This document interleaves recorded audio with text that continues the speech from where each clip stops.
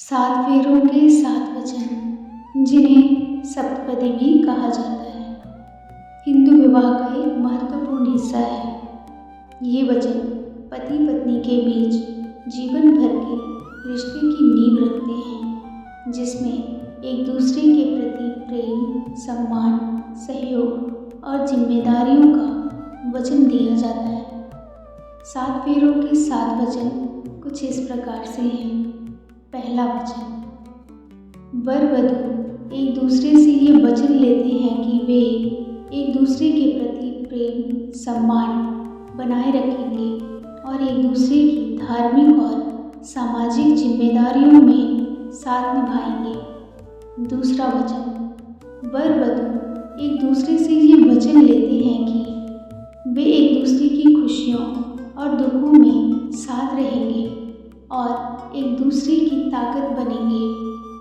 तीसरा वचन, वर वधू एक दूसरे से ये वचन लेते हैं कि वे अपने परिवार और समाज के प्रति अपनी जिम्मेदारियों को निभाएंगे और एक दूसरे के परिवार का भी सम्मान करेंगे। चौथा वचन, वर वधू एक दूसरे से ये वचन लेते हैं कि वे अपने परिवार को चलाने के लिए साथ मिलकर काम करेंगे और आर्थिक रूप से एक दूसरे का सहयोग करेंगे।